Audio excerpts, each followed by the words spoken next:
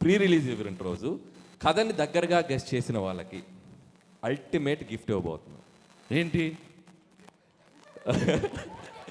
25 lakhs. ఉండవా అయ్యో అయ్యయ్యో. అసలే బడ్జెట్ నేను పెద్ద అమౌంట్ ఏదో చెప్పేశారు. మంచి అనౌన్స్ చేశాడు, ఈ సినిమాకి తీసుకున్న రెమ్యునరేషన్ గిఫ్ట్ ఇస్తాడంట. అప్పుడే ఇంట్రెస్ట్ లెవెల్ బాగుంది. 25,000 అంటే ఎవరికి కావాలి? 25 lakhs అంటే నైట్ సో ఇప్పటికిప్పుడు స్పాంటేనియస్గా ఈ కథ ఏమిటో మీరు చెప్పాలి. పాత్రలన్నీ మీ కళ్ళ ముందు ఉన్నాయి. సో ఆ పాత్రలు ఎలా కలుస్తాయి? కాదు అనిల్, నువ్వేదో అనుకున్నావు కానీ సైలెంట్ గా మైక్ ఎవరి దగ్గర ఉంది అక్కడ? అదే వాట్ ఆర్ యూ టాకింగ్? తీసేసుకున్నారు మైక్. కాదు, ఫస్టే మీరు చెప్పేస్తారా? అంటే అలా కాదు, మీరు కథ గెస్ చేయమన్నారు ఓకే. అంటే మీ కథ మొత్తం బయటకు వచ్చేస్తే ఏం ప్రాబ్లం లేదా? అంటే కథ బయట అడిగారు కదా పాపం. ఏం పర్వాలేదు. మీరు నిజంగా కథ మొత్తం గెస్ట్ చేస్తే అసలే మీకు సన్మానం చేసి నెక్స్ట్ పిక్చర్ రైటింగ్ టీంలో మీకు ఇచ్చేస్తా. వద్దులేండి, కథ అంతా రివీల్ చేయడం అంత పెద్ద బాగోదు. అంటే యాక్చువల్గా నాకు మీ సినిమాల్లో F2 ఇష్టం అని చెప్పి దిల్రాజు గారు అన్నారు, కానీ నాకు రాజా ది గ్రేట్ ఇష్టం. ఎందుకంటే హై యాక్షన్ని, హై ఎంటర్టైన్మెంట్ని, ఫ్యామిలీ ఎమోషన్స్ని, ఈ మూడింటిని పర్ఫెక్ట్గా బ్లెండ్ చేసిన cinema Raja the great. So మళ్ళీ ఆ తర్వాత మీరు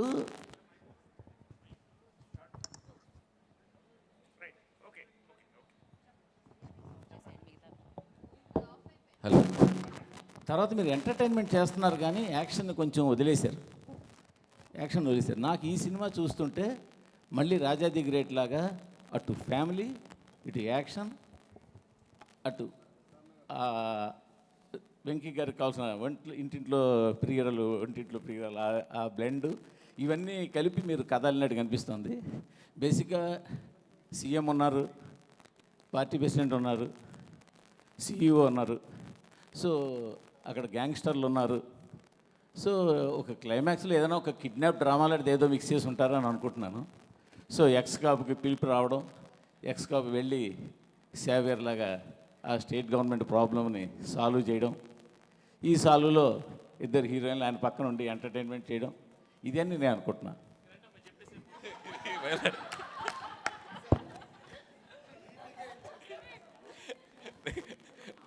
ఓకే, నెక్స్ట్ ఎనీబడి?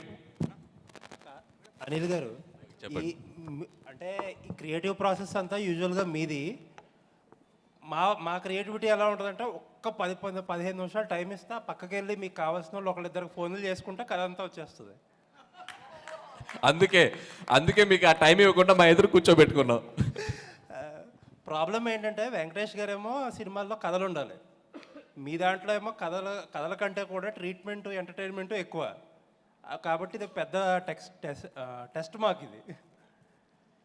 నాకు అనిపిస్తుంది ఏంటంటే వెంకటేష్ గారు, మీనాక్షి గారు ఎక్కడో సంథింగ్ ఏదో కొలీగ్స్ అయి ఉంటారు. వీళ్ళిద్దరు మ్యారేజ్లో ఆ అమ్మాయి, వీళ్ళిద్దరు హ్యాపీ మ్యారేజ్లోనో ఎందులోనో ఉంటుండగా ఆ అమ్మాయి ఈయన అక్కడ ఫ్లాష్ బ్యాక్లో వదిలేసిన ఒక ప్రాబ్లమ్ను తీసుకొచ్చి వీళ్ళ ఇద్దరి మధ్యలోకి వచ్చి కూర్చుంటుంది అనుకుంటున్నాను నేను.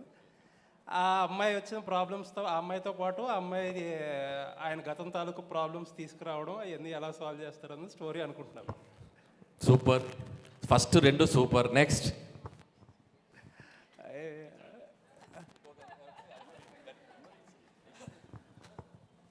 మీనాక్షిని బిఫోర్ ఎంట్రీ అమ్మాయిని ఏదో సిచ్యువేషన్లో సేవ్ చేసి ఉంటారు కాపుగా ఉన్నప్పుడు.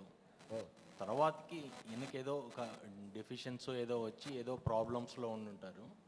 అప్పటికి ఈ అమ్మాయికి వీళ్ళ ఆ CEO వీళ్ళకి ఏదో ఇష్యూ ఉండుంటుంది. ఆ ఇష్యూని సాల్వ్ చేయడానికి ఈ అమ్మాయి హెల్ప్ చేస్తుంటుంది. ఓ వండర్ఫుల్. Next anybody? సార్ ఇక్కడ సార్ సాఫ్ట్వేర్ యజమాని ఎవరైతే ఉన్నారో, ఓకే, సో తను మర్డర్కి గురవుతాడు అనుకుంటున్నాను.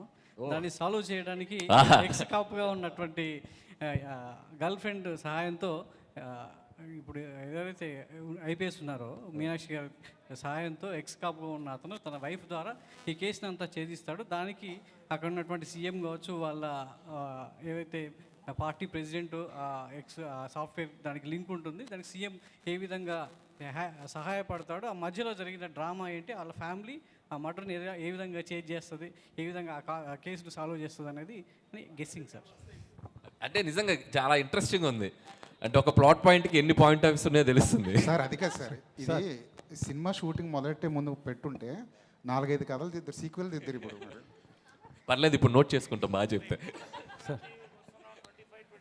అనిల్ గారు, ఊర్లో అమ్మ ఫోన్ చేసి ఎరా దీపావళికి వస్తున్నావా, ఉగాదికి వస్తున్నావా అంటే, లేదమ్మా మేము సంక్రాంతికి వస్తున్నాం అని చెప్పుంటారు. అంతే కదా స్టోరీయా? ఓకే, ఇంతకు మించి స్టోరీ సార్. అది కాదు సార్, ఒక పోస్టర్ పెట్టి కథ చెప్పమంటే కాదు. పోస్ట్ అండ్ మీకు అన్ని క్యారెక్టర్స్ ఉన్నాయి, ఒక కథలో ఉన్న పాత్రలన్నీ ఉన్నాయి. ఇప్పుడు మూర్తి గారు చెప్పారు, సార్ చెప్పారు, అండ్ ఆయన చెప్పారు, లక్ష్మీనారాయణ గారు చెప్పారు. వాళ్ళు నేను ఎంతవరకు చెప్పారనేది లాస్ట్లో చెప్తా, but they tried very well. అది వెరీ వెల్. అది సరే, ఇప్పుడు సంక్రాంతికి వస్తున్నారు కాబట్టి ఈ టైటిల్ పెట్టారు. ఒకవేళ సంక్రాంతికి రాకపోతే X3 అని పెట్టేవారా? లేదండి, X3 X3 ఓ ఎక్స్గా అంటే ఈ సినిమా కథలోనే అది భాగం. అదేంటనేది మీరు సినిమా చూసాక అర్థం అవుతుంది, ఎందుకు పర్టికులర్గా సంక్రాంతికి వస్తున్నాం అని చెప్పడం. There is a reason for that. ఏదో రిలీజ్ గురించో ఫెస్టివల్ దీని గురించో, కాబట్టి there is a reason for that. Anil garu ఇక్కడ నేను కథ గిద ఏమో ఊహించను, కానీ నేను ఒకటి అడుగుతా మిమ్మల్ని. సార్ మేము అడిగింది ఒకటి చెప్పి మీరు అడగండి సార్. అదే చెప్తా, మేము అడిగిన దానికన్నా ఏదో ఒకటి చెప్పి అడగండి. భగవంత్ కేసరిలో జైలర్ చచ్చిపోతే ఎస్ఐ చచ్చిపోయినట్టు బ్రేకింగ్ వేసిన అనిల్ రావుపూడి ఈ సినిమాలో పక్కన IPS ఆఫీసర్ని పెట్టుకొని అట్లాంటి తప్పులు చేయకుండా ఈ సినిమా తీస్తున్నారా? మీరు ఇంకా మర్చిపోలేదు అది. సమస్యలు ఎందుకు అసలు ప్రపంచంలో ఎన్ని సమస్యలు ఉన్నాయి సార్, ఎన్ని సమస్యలు ఉన్నాయి నాకు అర్థం కాల. ఇదే సినిమా మీరు కాదు, న్యూస్ బులెటిన్లో జైలర్ బదులు ఎస్ఐ రాసావంట, అది మర్చిపోరా మీరు? 1 year అయింది సార్ మూర్తి గారు. అదేంటి, అది నా తప్పు కూడా కాదు, కింద జైలర్ బదులు ఎస్ఐ రాశారు. ఆయన ఇంకా గుర్తుపెట్టుకుని అడుగుతున్నారు. My God. సార్ అనిల్ గారు నాకు 2 అనుమానాలు. దిల్ రాజు గారు ఇదంతా ఫిట్టింగ్ పెట్టి కథలని చెప్పి ఆయన మనసులో మీరు మా సినిమాలు బాగున్నాయని బాగాలేదని అంటారు కదా, బాగా అయ్యిందిలే మీకు, మీ క్రియేటివిటీ మీరే చూసుకోండి అని ఆనందిస్తున్నారేమో అని ఒక అనుమానం. ఇంకొక అనుమానం ఏంటంటే, మొత్తం కథలన్నీ కలెక్ట్ చేసుకుంటారు, మాకు ఏదో ప్రీ రిలీజ్లో గిఫ్ట్ అంటారు, మీరు ఇప్పుడు 15 కోట్లు 20 కోట్లు పెట్టి ఆ కథలతో సినిమాలు తీసేస్తారని ఒక భయం ఉంది. ఖచ్చితంగా మీరు చెప్పిన కదా మీకు గుర్తుంటుంది, మీ క్రెడిట్ మీకు ఇస్తాం, కావాలంటే రెమ్యునరేషన్ కూడా ఇస్తాం. అదే ఐడియా, కదే చెప్పాలి వెంకట్ గారు, కదే చెప్పాలి. కదే అండి.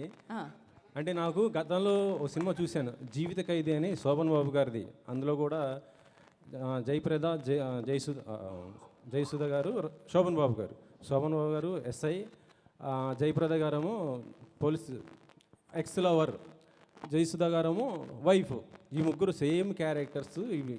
కాకపోతే దాంట్లోనేమో జయప్రద గారు చనిపోతారు, సీరియస్గా అది క్లైమాక్స్. ఇందులో మీరు ఫన్గా చూపిస్తున్నారేమో నాకు అదే. కాకపోతే అంటే ఆ క్యారెక్టర్స్ చూసినప్పుడు 3 క్యారెక్టర్స్ కూడా జీవిత ఖైదీ ఆ సినిమా క్యారెక్టర్సే నాకు ఇక్కడ వచ్చినాయి. సేమ్ క్యారెక్టర్స్, సేమ్ మొత్తం అది అలా అయితే అనిపించింది. Fun, serious. అది మీరు కథ చెప్పలేదు, నాకు ఆ క్యారెక్టర్స్ నాకు క్యారెక్టర్స్ చెప్పారు. Okay okay, done.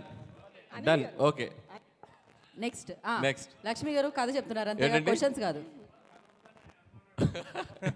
అందుకేగా మిమ్మల్ని అడుగుతున్నాం.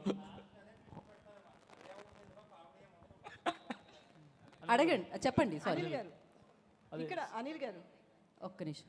సో సీఎం మనవడు అనుకుంటా అబ్బాయి, ఐశ్వర్య రాజేష్ సీఎం కూతురు. ఆ ఒడిశా వాళ్ళు వచ్చి కిడ్నాప్ చేస్తారు. ఎవరిని? సీఎం మనవండి, ఐశ్వర్య బుల్రాజ్ గారిని కిడ్నాప్ చేస్తే ఆ టైంలో అంటే జాబ్. సో మైక్, ఇంకో మైక్ తీసుకోండి. సో అతను సీఎంగా ఉన్నప్పుడు ఏదో ఇష్యూస్ వచ్చి ఆయన జాబ్ వదిలేస్తాడు, వైఫ్ని కూడా వదిలేస్తాడు. మళ్ళీ కొడుకు కోసం వీళ్ళందరూ కలుస్తారు. అప్పుడు ఆమె ఎంప్లాయీగా ఉన్నారు, కాప్గా ఉన్నారు. సో కొడుకుని కనిపెట్టడానికి వీళ్ళంతా ఒక గేము. అందులో లాస్ట్లో ఆ లేడీస్కి సంబంధించి సమ్ సెన్సిటివ్ పాయింట్ ఇస్తారనిపిస్తుంది. ఎందుకంటే అనిల్ రావుపూడి అంటే 100% ఒక మెసేజ్ ఉంటుంది. అది భగవంత్ కేసరి కావచ్చు, ఇప్పుడు కావచ్చు. ఇది మొత్తం సీఎం పాయింట్ ఆఫ్ వ్యూలో ఉంది. ఇప్పుడు మీరు చెప్పిన దాంట్లో అనిల్కి ఒక కొత్త స్టోరీ దొరికిందండి. సీక్వెల్ దొరికింది. అండ్ ఇంకోటి ఇందాక మీరు అన్నట్టు దిల్ రాజు గారికి దీంట్లో ఏం ప్రమోయం లేదు మొత్తం. ఇది అనిల్ నిన్న ఫోన్ చేసి సరే ఇలా కొత్తగా చేద్దాం అనుకుంటున్నా నీ కాన్సెప్ట్ చెప్పాడు. సో చాలా బాగుంది చెయ్యని ఇలా అనుకున్నాం అంతే. నాది దీంట్లో ప్రమేయం లేదు. ప్రమేయం అంటే కుదరదు, గెస్ట్ చేసిన వాళ్ళకి గిఫ్ట్లు ఇవ్వాల్సిందే. అనిల్ గారు యా ఇక్కడ నెక్స్ట్ కదా అనిల్ గారు నెక్స్ట్ కదా. ఓపెన్ చేస్తే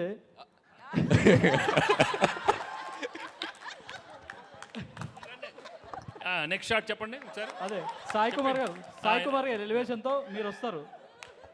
అప్పట్లో ఒకడు ఉండేవాడు పోలీసు, ఇలా ఉండేవాడు, ఇలా గంభీరంగా ఇలా ఉండే, ఆయన కొడితే ఎక్కడెక్కడ వెళ్ళిపోతారని ఒక ఎలివేషన్ వస్తుంది. ఎలివేషన్తో మీరు వస్తారు. అక్కడ ఒక ఊర్లో గ్రామంలో సాఫ్ట్వేర్ కంపెనీ పెట్టాలనుకుంటారు. కాకపోతే అక్కడ ఒక ప్రాబ్లం వస్తుంది. అప్పుడు మిమ్మల్ని తీసుకొస్తారు పోలీస్గా. మీకు ఐశ్వర్య కాదు ఏమన్నారు మీనాక్షి గారు సపోర్ట్ చేస్తారు. ఆమె ఆల్రెడీ డిపార్ట్మెంట్లో ఉంటారు. సపోర్ట్ చేసిన తర్వాత మీరు ఎలాగో ఎక్స్ గర్ల్ ఫ్రెండ్ కాబట్టి మీ మధ్యలో మళ్ళీ ఆమె వస్తారు. అలా ఫండ్ నడుస్తుంటుంది. ఆ తర్వాత సీఎం ఏం చేశారు, అలాగే పార్టీ ప్రెసిడెంట్ ఆ ఊరిని కాపాడడానికి, అలాగే అక్కడ ఫ్యాక్టరీ మైక్రోసాఫ్ట్ ఫ్యాక్టరీ రావడానికి ఏం చేశారు అనేది ఒక స్టోరీ అనుకుంటున్నాను. కాదు, తెలుగు ఫిల్మ్ ఇండస్ట్రీలో ఒకరు కథ చెప్తుంటే లైవ్ పర్ఫార్మెన్స్ చేసింది ఇదేనేమో. మీరు కథ చెప్తుంటే మీ ముందు పాత్రలు కదులుతున్నాయి, మీరు గమనించారా లేదో. సంక్రాంతికి వస్తున్నాం 2025, 26, 27 వరకు వచ్చేస్తాయి కథలు. థ్యాంక్ యూ అనిల్ గారు. సార్ మీరు ఎమ్మెల్యే అవుతారనుకుంటే సీఎం అయ్యారు సార్, కంగ్రాచులేషన్స్.